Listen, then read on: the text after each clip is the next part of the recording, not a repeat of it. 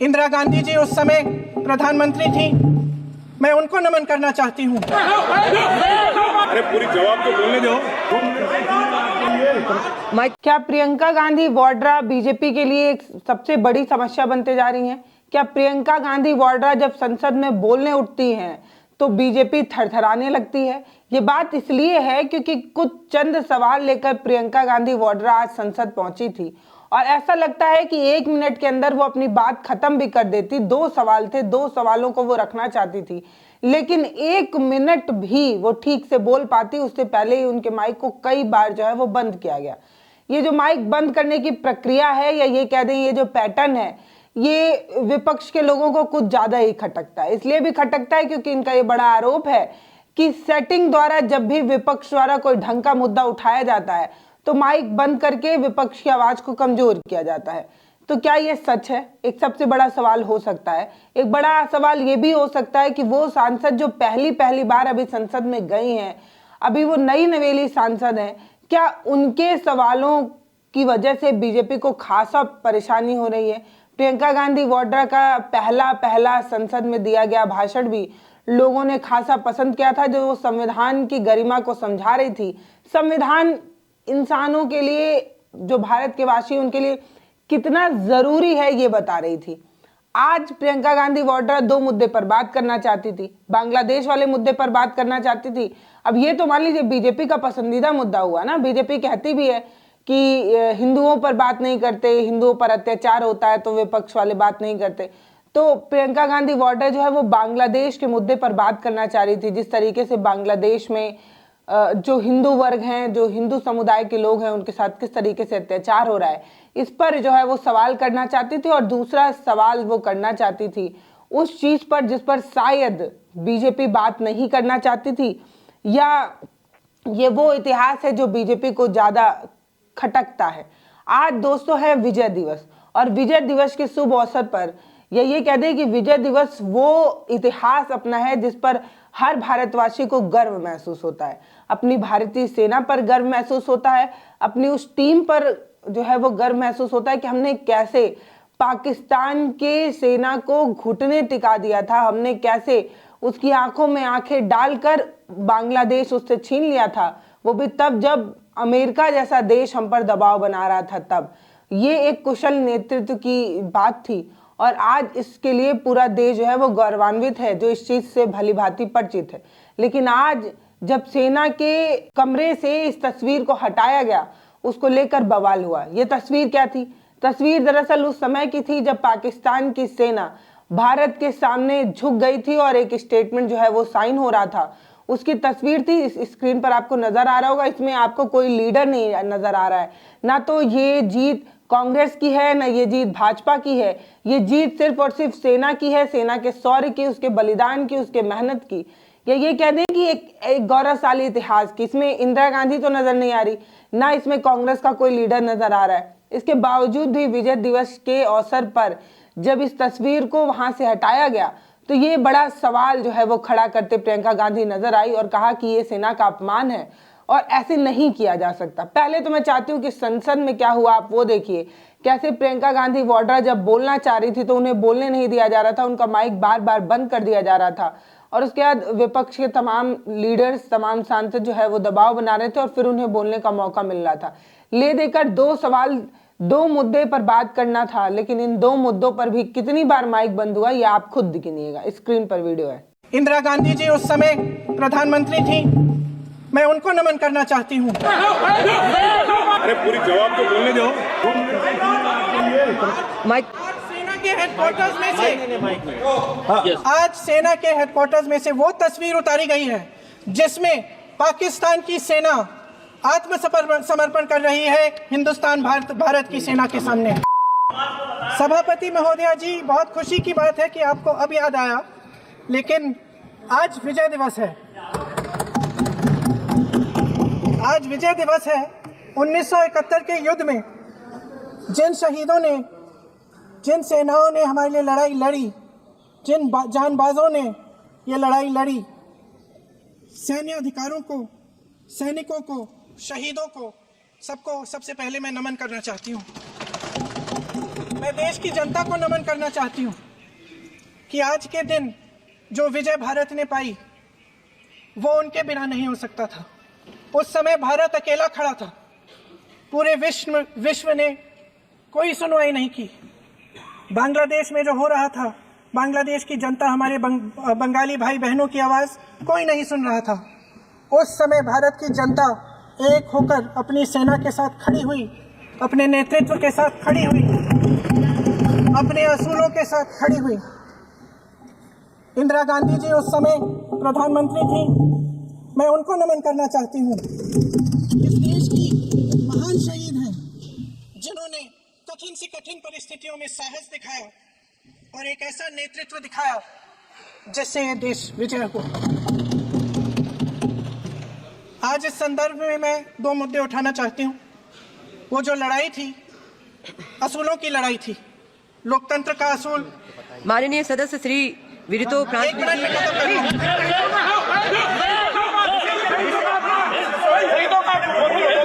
मैं संक्षिप्त में बोल देती हूँ। कंप्लीट करिए सभापति महोदया जी, मैं संक्षिप्त में बोल देती हूँ। कंप्लीट करिए। दो मुद्दे हैं, संक्षिप्त में बोल देती हूँ।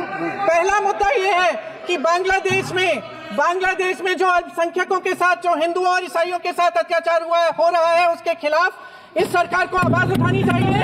बांग्लादेश की सरकार के साथ बातचीत करनी चाहिए और पूरा समर्थन देना चाहिए जिनको माननीय सदस्य श्री वरितो फ्रांसिस जी वो भी एसोसिएट करेंगे प्लीज। अरे पूरी जवाब तो बोलने दो। पूरे तो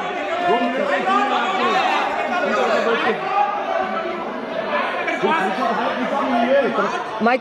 सेना के हेडक्वार्टर्स में से आज सेना के हेडक्वार्टर्स में से वो तस्वीर उतारी गई है जिसमें पाकिस्तान की सेना आत्मसमर्पण कर रही है हिंदुस्तान भारत की सेना के सामने। माननीय सदस्य कल्याण बनर्जी जी, उन महान सबसे बड़ा और मुख्य सवाल यही था कि जब पाकिस्तान की सेना सरेंडर कर रही है, जब पाकिस्तान की सेना घुटने टेक रही है, जब पाकिस्तान की सेना भारत के सामने झुक रही है, वो तस्वीर भारत के गौरव के लिए कितनी बड़ी बात हो सकती है।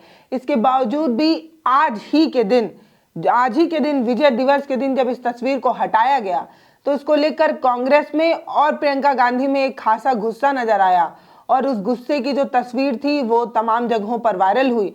और बड़ा सवाल यही था कि सेना के गौरव बलिदान के चर्चे बार बार होते हैं। सर्जिकल स्ट्राइक के नाम पर न जाने कितनी बार से वोट जो है वो सरकार खुद ही मांग रही है, बीजेपी की सरकार मांग रही है।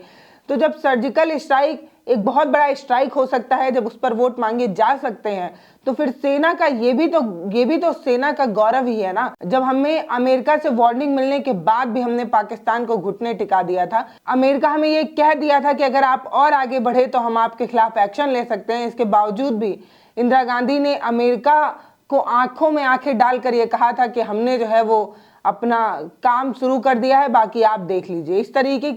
इस तरीके का लीडरशिप, या ये कह दें कि इस तरीके से डिटर्मिनेशन जो देखने को मिला था उसे कैसे ही भूला जा सकता है। आज देश के लिए गर्व की बात थी और आज ही के दिन ये तस्वीर हटाए जाने पर एक बड़ा हंगामा हुआ। हालांकि बीजेपी भी इस पर सफाई दे चुकी है और सेना के ऑफिस से भी इस पर जो है सफाई आ चुकी है। सेना ये कह रही है कि इस तस्वीर को जो है वो हटाया नहीं गया है, इस तस्वीर को सिर्फ एक जगह से दूसरे जगह पोस्ट किया गया है, दूसरे जगह पर रखा गया है ताकि बाहर से जो लोग आए वो इस तस्वीर को देख पाए, अपने इतिहास को समझ पाए। सेना का ये जो सेना ने जो किया है उसको और अच्छे से समझ पाने के लिए इसको प्रदर्शनी हॉल जैसे जगहों पर लगाया जाएगा ताकि इस तस्वीर को देखकर हम अपने इतिहास को याद कर सकें, गौरव महसूस कर सकें। इस तस्वीर को सिर्फ शिफ्ट किया गया है, इस तरीके की बात कही गई है।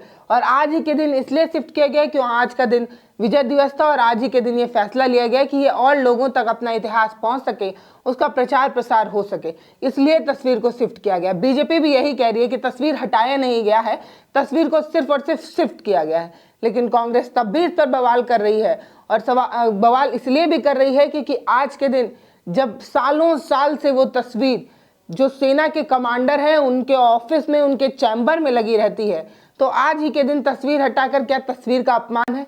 ये बड़ा सवाल है। कांग्रेस ये कर रही है कि क्या तस्वीर का अपमान हो रहा है।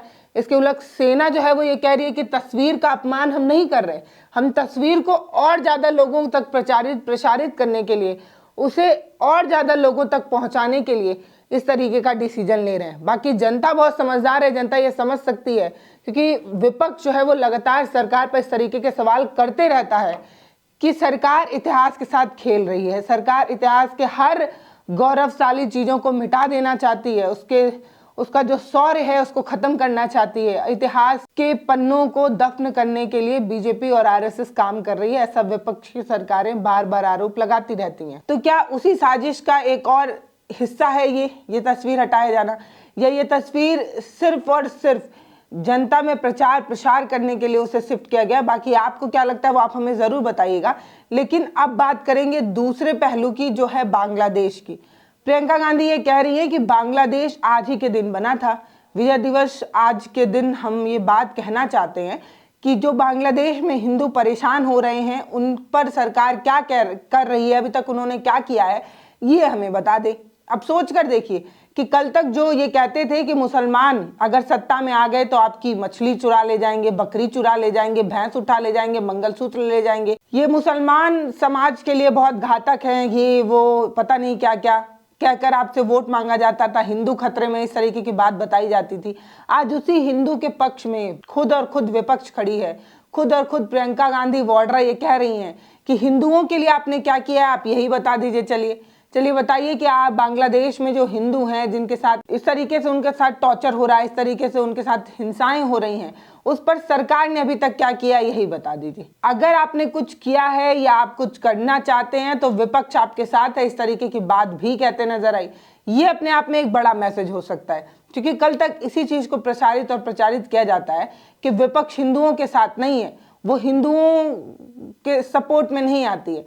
तो अब तो विपक्ष खुद ही कह रहा है कि आप क्या किए हैं अभी तक बांग्लादेश में हिंदुओं के खिलाफ जो हो रही है हिंसा, उस पर बताइए।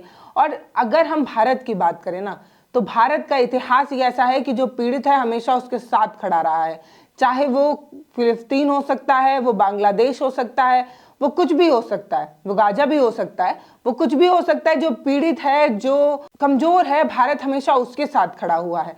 और उसी क्रम में अब बांग्लादेश में हिंदुओं के साथ जो हिंसाएं हो रही हैं उस पर बड़ा सवाल जो है वो प्रियंका गांधी वाड्रा बात करना चाह रही थी, लेकिन इसी बीच बार बार उनकी बाइट को जो है वो काटा जा रहा था, माइक को जो है वो रोका जा रहा था। तब वो संसद से बाहर निकलकर क्या कहती हैं ये भी सुन लीजिए। देखिए, मैंने वो नोटिस किया था कि मैं विजय दिवस के बारे में बात करना चाहती हूँ, तो उन्होंने कहा कि बात करने देंगे। फिर मुझे एक मैसेज आया कि हम विजय दिवस के विषय पे आप बात नहीं कर सकते, उस पर सरकार बात करेगी। तब तक सरकार को याद नहीं था शायद। फिर शायद उन्होंने निशिकांत दुबे जी को मौका दिया तो उन्होंने कुछ कहा।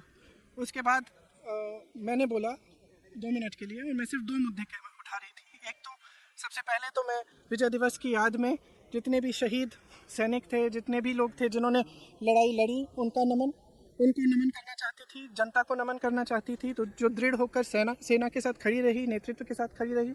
और इंदिरा जी को भी याद करना चाहती थी, जिनकी वजह से, जिनके दृढ़ निर्णय लेने की क्षमता, उनके नेतृत्व में ये लड़ाई हम लड़े और जीते। तो इसके साथ साथ मैं 2 चीज़ें कहना चाहती थी। पहला ये कि आज बांग्लादेश में अत्याचार हो रहा है अल्पसंख्यकों के साथ। जो लड़ाई हमने लड़ी थी उस समय, वो किस चीज़ की लड़ाई थी? असूलों की लड़ाई थी। लोकतंत्र का असूल, जिसके ऊपर अत्याचार हो रहा है उसके साथ, उसके खिलाफ लड़ने का असूल, मतलब अत्याचार के खिलाफ लड़ने का असूल, ये असूल थे। और यही असूल हैं जिसने भारत को महान बनाया है, और यही असूल हैं जिसके लिए हमारी आज़ादी की लड़ाई लड़ी गई। उसी के लिए हम लड़ रहे थे। उस समय देश अकेला था, किसी ने समर्थन नहीं किया। इंदिरा जी पूरे विश्व में घूमी कि कुछ करिए, रोकिए इस अत्याचार को, कोई खड़ा नहीं हुआ। हमारा देश खड़ा हुआ, इंदिरा जी खड़ी हुई, हमारी सेना खड़ी हुई, हमारी जनता खड़ी हुई। और मैं इस विषय में कहना चाह रही थी कि आज भी बांग्लादेश में आज अत्याचार हो रहा है हिंदुओं के खिलाफ, ईसाइयों के खिलाफ, अल्पसंख्यकों के खिलाफ। मैं सिर्फ ये कहना चाह रही थी कि हमारी सरकार आवाज़ उठाए, बांग्लादेश की सरकार से बात करे और उनको सुरक्षित रखने का काम करे। सबसे पहला मुद्दा ये था। दूसरा मुद्दा ये था कि आज सेना के हेडक्वार्टर से आज के दिन आप वो तस्वीर उतार रहे हैं जो वहाँ पे इतने समय से टंगी हुई है, जिसमें पाकिस्तान की सेना आत्मसमर्पण कर रही है भारतीय सेना के सामने। और वहाँ उस तस्वीर में field marshal Manekshaw, general Arora, brigadier K S. Chandrapur ji हैं। उनका अपमान आज, मतलब अब ये सब चीज़ें देखिए, बार बार हम कहते हैं ये देश का मुद्दा है, देश की के गर्व की बात है, तो इसमें आप राजनीति क्यों कर रहे हैं?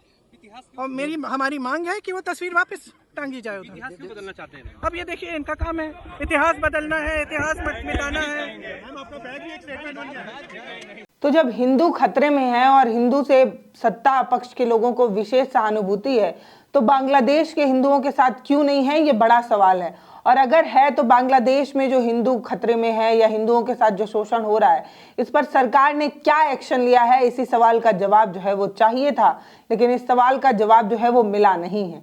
बाकी आपको क्या लगता है कि सरकार अगर सच में हिंदुओं की हितैषी है, सच में हिंदुओं के परेशानी में परेशान होने वाली है, सच में उसे ऐसा लगता है कि हिंदुओं के पक्ष में खड़ी रहने वाली जो बीजेपी है वो हिंदू के साथ है, तो बांग्लादेश में जो हिंदुओं के साथ लगातार जो है वो अत्याचार हुए जा रहे हैं, लगातार इस्कॉन टेम्पल के जो पुजारी वगैरह हैं उनके साथ जिस तरीके का टॉर्चर की तस्वीरें और किस्से बांग्लादेश से निकल कर आए थे, वो सच में मार्मिक करने वाले थे, दुख पहुंचाने वाले थे। ऐसे में अभी तक सत्ता पक्ष में बांग्लादेश की सरकार से बात कर क्या चीज़ें जो है वो निकाली गई हैं, सोल्यूशन की तरफ सरकार कितना बड़ी है, इस बारे में भी जो है वो जानकारी सत्ता पक्ष को जो है वो संसद में देनी चाहिए।